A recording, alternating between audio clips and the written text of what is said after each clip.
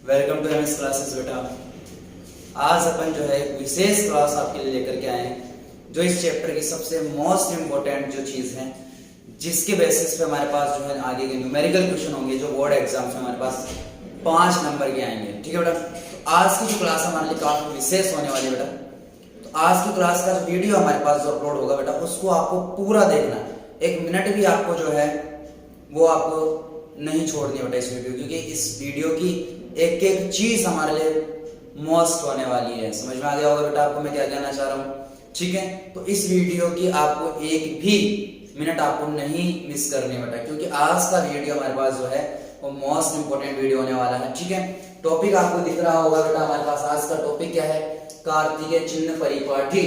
ठीक है बेटा, इसी बेसिस पे आज अपन जो है वो मोस्टली चीजें देखेंगे। इस चैप्टर की जो मेन जो पूरा हमारे पास पोर्शन आएगा, इस चैप्टर के न्यूमेरिकल होंगे, वो हमारे इसी बेसिस पर होंगे, कार्तिकेय चिन्ह परिपाटी के बेसिस पर ही होंगे। ठीक है, तो अपन आज बात करते हैं इसकी कार्तिकेय चिन्ह परिपाटी की। अब देखो यहाँ आपको बस एक डायग्राम दिख रहा होगा। ठीक है, तो इस डायग्राम को मैं भी पूरा समझा देता हूँ कि इस डायग्राम की क्या कहानी है। ठीक है, सबसे पहले तो हमारे पास जो कभी भी जो दूरियां मापी जाएंगी, देखो 4 दूरियां हमारे पास इसमें पूछेगा हमारे से। एक तो हमारे से वक्रता त्रिज्या की पूछेगा, कल अपन पढ़ चुके हैं कि वक्रता त्रिज्या क्या होती है। दूसरा हमारे से पूछता है वो फोकस दूरी, ये भी अपन जो गोले दर्पण की परिभाषाओं की अपन ने बात की थी, संबंधित कुछ परिभाषाएं अपन ने पढ़ी थी, उसमें देखा था। तीसरा हमारे पास पूछेगा बेटा बिंब की दूरी, बिंब की दूरी। चौथा हमारे से पूछेगा वो पूछेगा बेटा प्रतिबिंब की दूरी।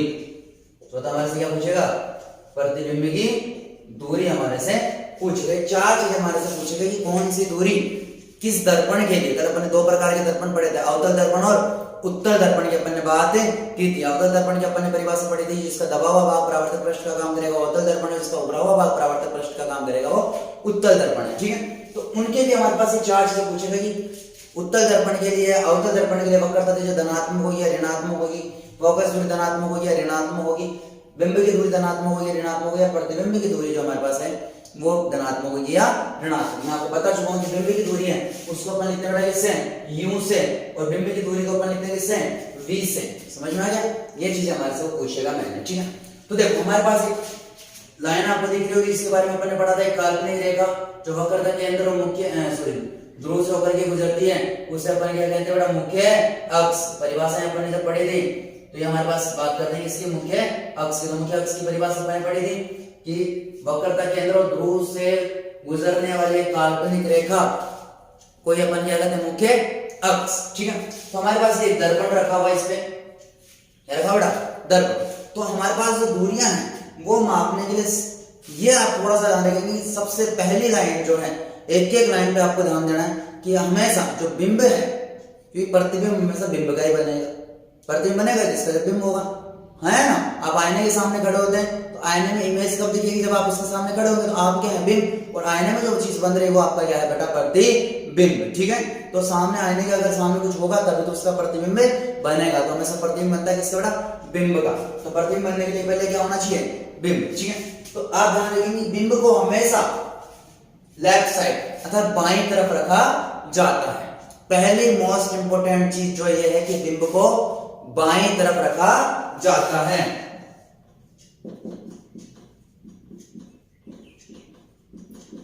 बिंब को दर्पण के बाईं तरफ, इस तरीके से कर लो, दर्पण के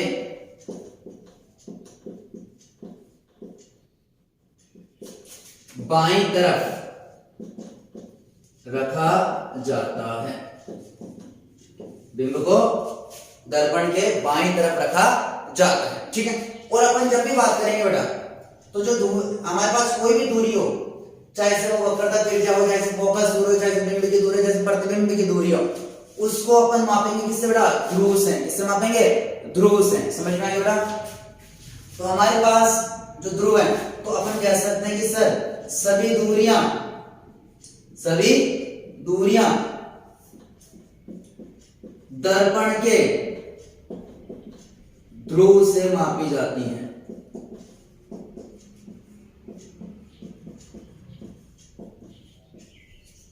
सभी दूरियां दर्पण की किससे मापी जाती है बेटा? ध्रुव से मापी जाती हैं। और जो हमारे पास देखो ये मुख्य अक्ष है, जो मुख्य अक्ष है, इसमें मुख्य अक्ष को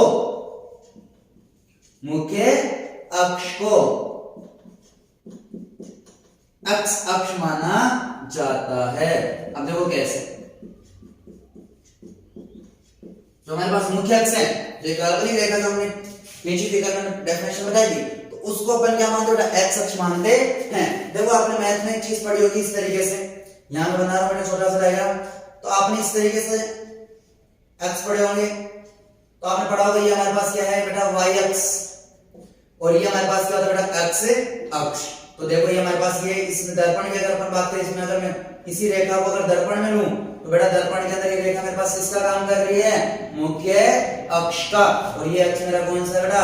अक्ष अक्ष नहीं है, ठीक है। तो अब बात करते हैं, यहां से अपन चीजों को जो कार्टेशियन परिपाटी, यहां से हमारे पास आसानी से, बड़ी आसानी से हमारे को याद जाएगी।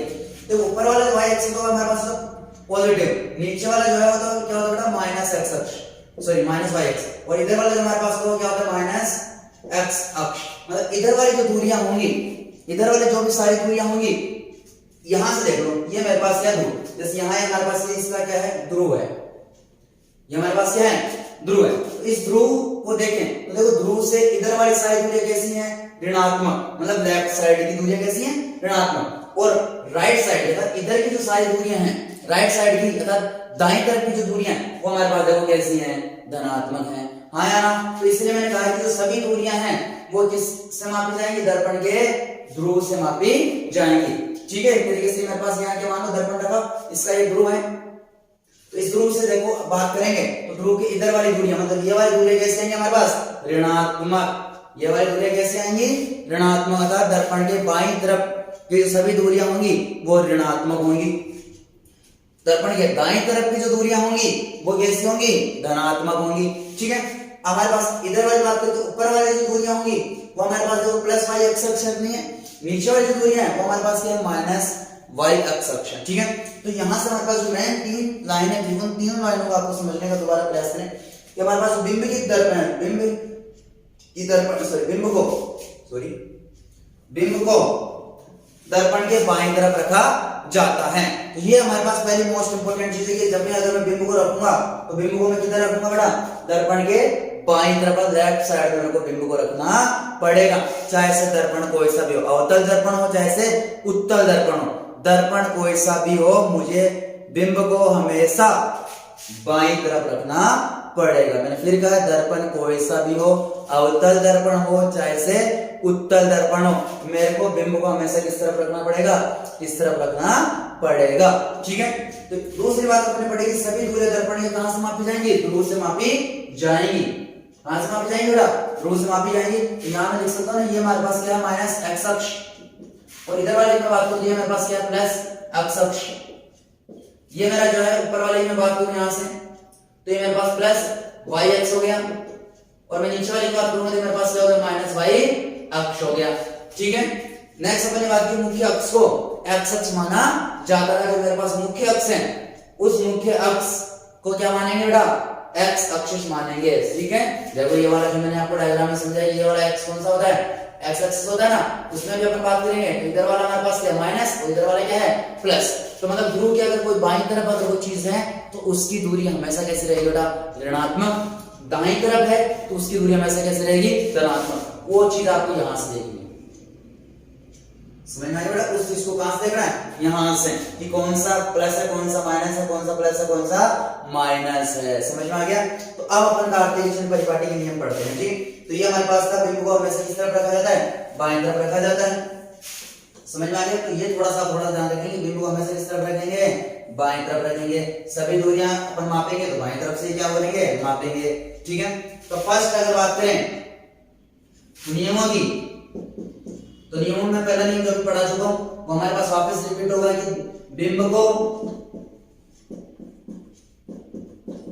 हमेशा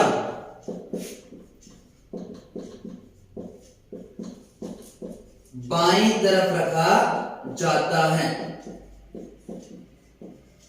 बिंब को हमेशा कहां रखा जाता है? बाईं तरफ रखा जाता है। एक नियम को ध्यान से देखना बेटा। दूसरे नियम की अगर मैं बात करूं पहले मैंने नियम आपको बताया कि बिंब को हमेशा बाएं तरफ रखा जाता है। तो यहाँ दूसरा नियम देखो, यहाँ से आपको किरणें आपतित होती दिख रही होंगी और देखो किस तरफ किस डायरेक्शन से हो रही है। यहाँ से अगर बात करें तो लेफ्ट साइड होगा ना, ये मेरे पास कौन सी है, राइट साइड। तो देखो मेरी किरणें किस तरफ से आपतित हो रही है, बाएं तरफ से। किरणें हमेशा, तो बिंब अगर इधर है तो किरणें भी इधर से आपतित होंगी। बिंब मेरा किस तरफ रखा बेटा, बाएं तरफ, तो मेरी किरणें भी किस तरफ से आपतित होंगी, बाएं तरफ से। किरणें हमेशा बाईं तरफ से रखी जाती है, सॉरी बाईं तरफ से आपतित की जाती है। किरणें हमेशा किस तरफ से आपतित की जाएंगी बेटा, बाईं तरफ से आपतित की जाएंगी, क्योंकि मेरा बिंब की तरफ रखा हुआ है बाईं तरफ, तो किरणें भी किस तरफ से आपतित होंगी बेटा, बाईं तरफ से आपतित होंगी।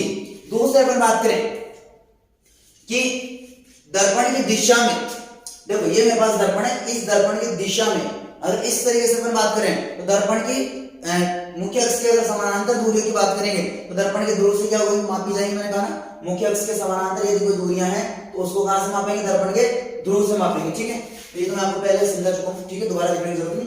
दूसरी बात की अपने बिंब को हमेशा इस तरफ रखा जाएगा, बाईं तरफ रखा जाएगा। ठीक है, ये आप थोड़ा सा ध्यान रखेंगे। तीसरी, तो दर्पण की दिशा में आपतित, दर्पण की दिशा में आपतित किरणें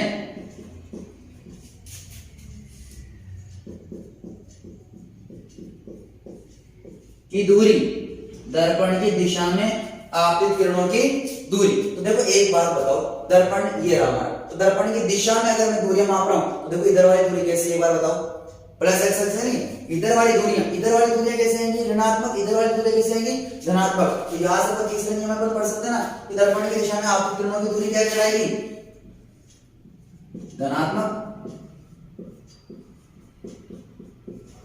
तो दर्पण की दिशा में आपतित किरणों की दूरी कैसी होगी, धनात्मक, तथा विपरीत दिशा में मापी गई दूरियां, विपरीत दिशा में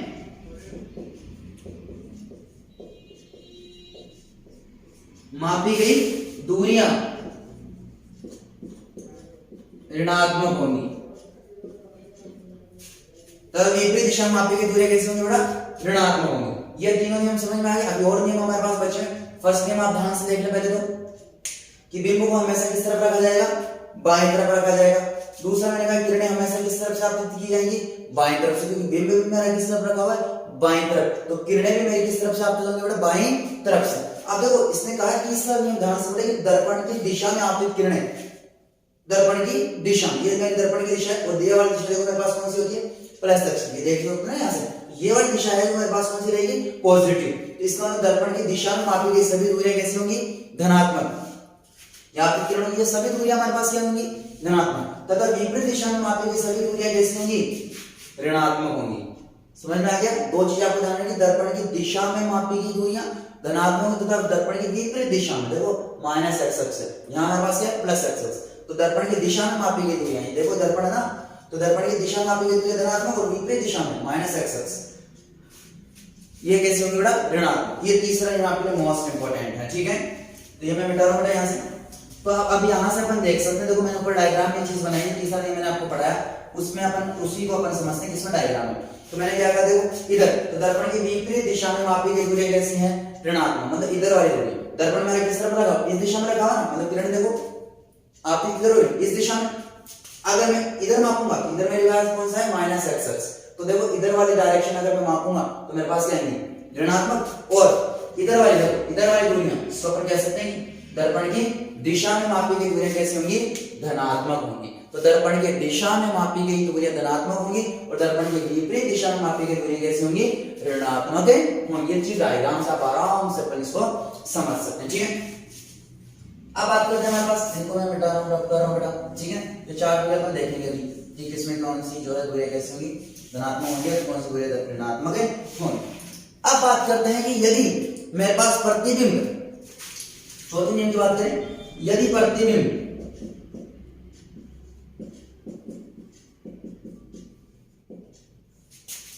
मुख्य अक्ष के ऊपर की ओर बन रहा है, या अपन इसको सीधा लिखते हैं ना शॉर्ट में,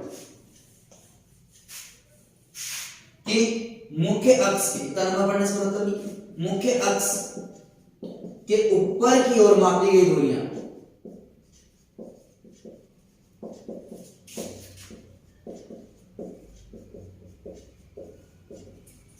अब देखिए यहीं से आप दिमाग लगाओ क्या होनी चाहिए। ये मेरा क्या है, मुख्य अक्ष। इस आधार पर बताओ, देखिए मुख्य अक्ष के ऊपर की ओर मापी गई दूरियां कैसे होनी चाहिए, धनात्मक, क्योंकि ऊपर का हमारे पास क्या होता है प्लस वाई एक्स, तो मुख्य अक्ष ये रहा हमारा मुख्य अक्ष, तो इसके ऊपर की ओर की दूरियां कैसे होंगी बेटा, धनात्मक। कैसे होंगी, धनात्मक। तो देखो मुख्य अक्ष के ऊपर की ओर दूरियां कैसे होंगी, धनात्मक। ऊपर की ओर की बात की मैंने बेटा, इस तरफ की डायरेक्शन की बात नहीं की, मैं बात कर रहा हूं ऊपर या नीचे की। अपन डायरेक्शन की बात कर चुके हैं कि दर्पण की दिशा के अंदर मापी गई दूरियां धनात्मक और दर्पण की विपरीत दिशा में मापी गई दूरियां ऋणात्मक। अब बात करें अपन हाइट की, ठीक है। अपन हाइट की बात करें तो मुख्य अक्ष के ऊपर की ओर अगर दूरियां होंगी तो हमारे पास कैसी होंगी बेटा, धनात्मक होंगी।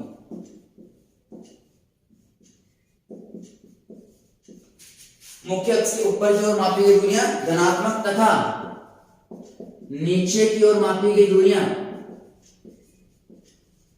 नीचे की ओर मापी गई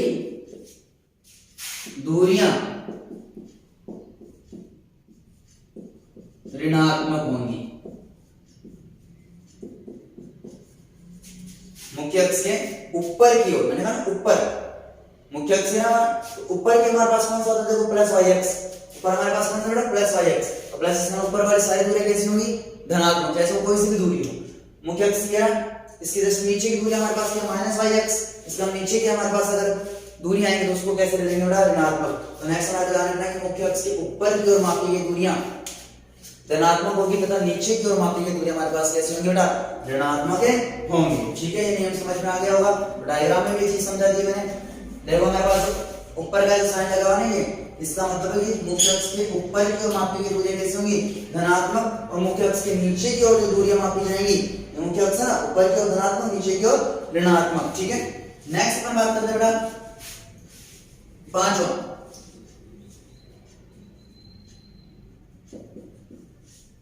यदि प्रतिबिंब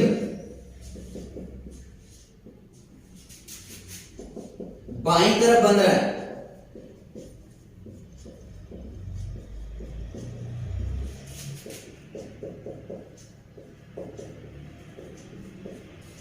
अब बताओ मैंने क्या कहा, यदि प्रतिबिंब किस तरफ बन रहा है, बाईं तरफ, तो बताओ बाईं तरफ की दूरी कैसी है, माइनस। कैसी बेटा, माइनस। यदि प्रतिबिंब बाईं तरफ बनता है तो दूरियां ऋणात्मक होंगी तथा दाईं तरफ बने, दाईं तरफ बने, तो दाईं तरफ मतलब राइट साइड में, और राइट साइड की दूरियां कैसे बेटा, प्लस, तो बने तो दूरियां धनात्मक होंगी। ठीक है बेटा, हमारे पास मैंने क्या कहा नेक्स्ट, मैंने यदि प्रतिबिंब बाईं तरफ बनता है दर्पण के बाईं तरफ, तो बाईं तरफ की दूरी कैसी बेटा, माइनस एक्स, तो इसका दूरियां कैसी होंगी, ऋणात्मक। और यदि प्रतिबिंब मेरा किस तरफ बनता है बेटा, दाईं तरफ, तो अपन कह सकते हैं कि हमारे पास जो दूरियां होंगी वो कैसी आएंगी, धनात्मक आएंगी। ठीक है, नेक्स्ट अपन बात करें बेटा, यदि प्रतिबिंब आभासी व सीधा बनता है, आभासी व सीधा, जो आपका बनेगा बेटा अपन पढ़ेंगे आगे जाके ये उत्तल दर्पण में, कौन से दर्पण में, उत्तल दर्पण में। यदि प्रतिबिंब आभासी व सीधा बनता है, मैंने ब्रैकेट में लिख दिया कौन से दर्पण में था, उत्तल बने, तो दूरी धनात्मक तथा वास्तविक उल्टा बने, वास्तविक उल्टा बने, जो किसमें बनेगा, अवतल दर्पण में। अपन पढ़ेंगे कल, हमारे पास नेक्स्ट क्लास में क्या आएगी, वास्तविक उल्टा बने, तो हमारे पास किसमें रहेगा, ये किसमें बनेगा, अवतल दर्पण, तो दूरी हमारे पास कैसी आएगी बेटा, ऋणात्मक। तो दूरी कैसी आएगी बेटा, ऋणात्मक, हमारे पास दूरी कैसी होगी, ऋणात्मक। ठीक है, ये हमारे पास कुछ नियम थे। अब बात करते हैं यदि प्रतिबिंब हमारे पास बाईं तरफ बनता है तो दूरियां कैसी होंगी, ऋणात्मक। बाईं तरफ का मतलब है इसी दिशा में, आपतित किरणों की दिशा में ही अगर हमारे पास प्रतिबिंब बन रहा है, सीधा सा अपन कह सकते हैं ये आपतित किरणें थी, आपतित किरणों की दिशा में ही हमारे पास तब बाईं तरफ भी अगर हमारे पास प्रतिबिंब बन रहा है तो दूरियां कैसे होंगी? ऋणात्मक, तथा दाईं तरफ बने तो दूरियां कैसे होंगी? धनात्मक। यदि प्रतिबिंब आभासी व सीधा बने तो जो उत्तल दर्पण में बनेगा तो हमारे पास दूरियां कैसी होंगी? धनात्मक, और वहां से उल्टा बने तो दूरियां कैसी होंगी? ऋणात्मक होंगी। और वहां से उल्टा प्रतिबिंब बनेगा किसके अंदर? अवतल के अंदर। तो यहीं से आप देख सकते हो, एक चीज को आप पहले से देख सकते हो, इसे उत्तल के अंदर हमारे पास जो प्रतिबिंब की दूरी आएगी वो धनात्मक आएगी, और अवतल दर्पण के अंदर हमारे पास जो प्रतिबिंब की दूरी आएगी वो कैसे आएगी? ऋणात्मक आएगी। ठीक है, तो ये थोड़ा सा ध्यान रखना आपको। हमारे पास ये चीज हमारी, यदि प्रतिबिंब बाएं तरफ बनता है तो दूरियां ऋणात्मक, तो दाएं तरफ बने तो दूरियां कैसे होगी? धनात्मक। यदि प्रतिबिंब आभासी से सीधा बने तो दूरी धनात्मक होगी, वहां से उल्टा बने तो अवतल, सॉरी जो किसमें बनेगा? अवतल दर्पण में, तो दूरियां कैसी होंगी बेटा? ऋणात्मक होंगी। ठीक है, अब इस आधार पर देखते हैं अपन जो पढ़ा।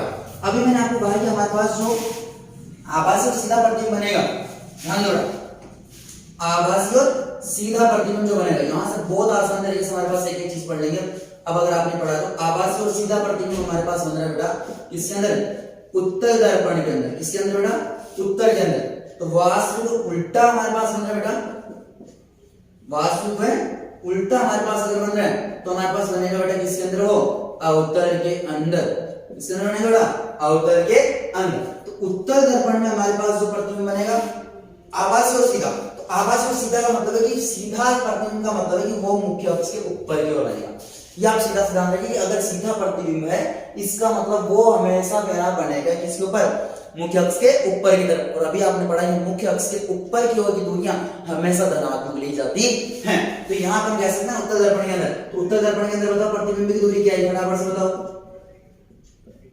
प्रतिबिंब की दूरी क्या है? धनात्मक। और वास्तविक उल्टा अवतल के अंदर हमारे पास कैसा बना?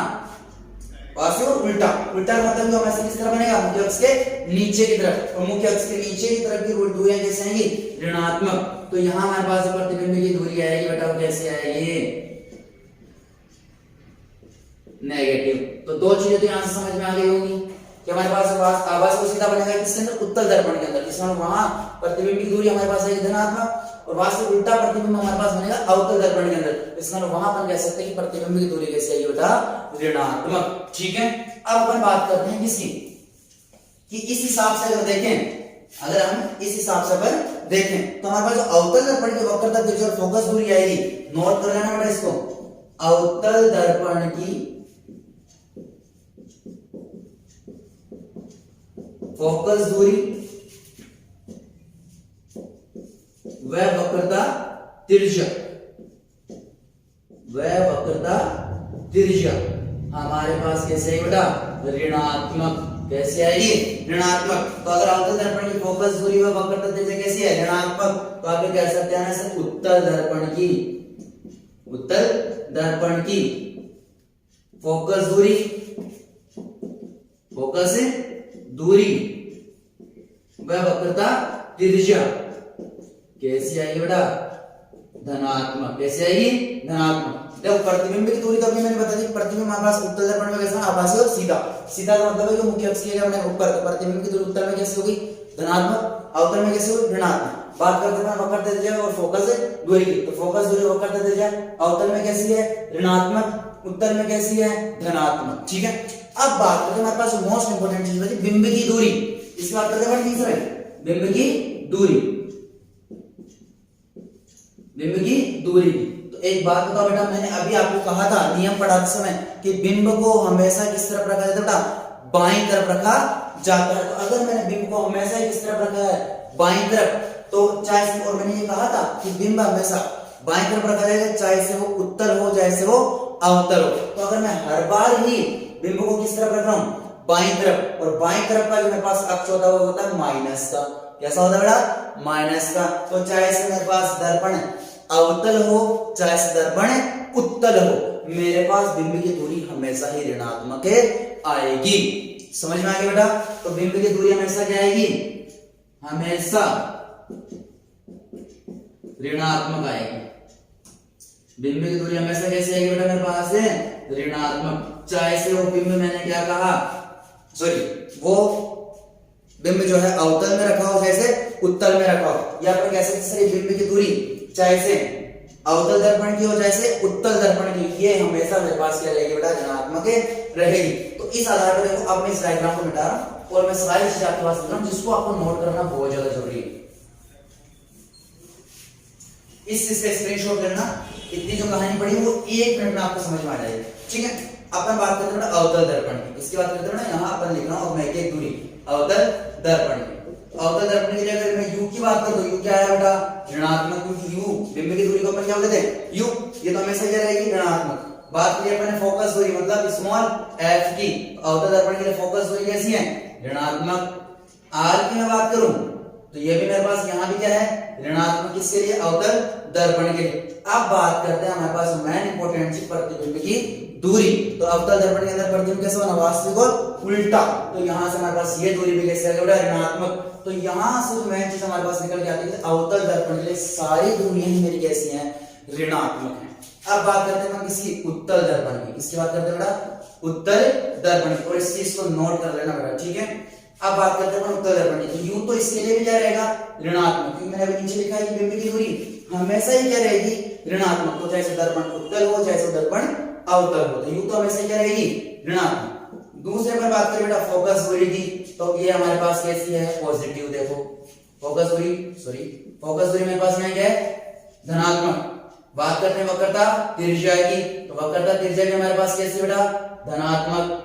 फोकस दूरी और वक्रता त्रिज्या दोनों इसके लिए क्या है, धनात्मक। और चौथे अपन बात करेंगे किसकी, v अर्थात प्रतिबिंब की दूरी की। तो प्रतिबिंब इसके अंदर बन रहा है आभासी और सीधा, और सीधा बनता मुख्य अक्ष के ऊपर की ओर, और ऊपर की ओर की दूरियां हमेशा कैसी ली जाती है बेटा, धनात्मक ली जाती हैं। तो देखो अब बात करते हैं अवतल के लिए चारों दूरियां मेरे पास कैसी हैं, ऋणात्मक। उत्तल के लिए मेरे पास केवल और केवल कौन है, बिंब की दूरी मेरे पास ऋणात्मक, बाकी सब चीजें मेरे पास कैसी हैं, धनात्मक। तो यहां से हमारे पास एक चीज समझ में, इसका स्क्रीनशॉट ले लेना और यही आपको ध्यान रखना है।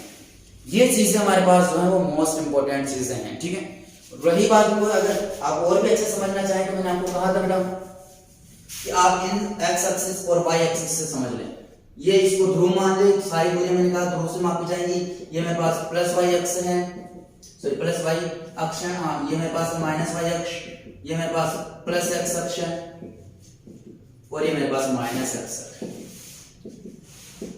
ये मेरे पास बाईं तरफ की दूरियां हैं और ये मेरे पास दाईं तरफ की दूरियां हैं। ये ऊपर की ओर की है और ये नीचे की ओर की।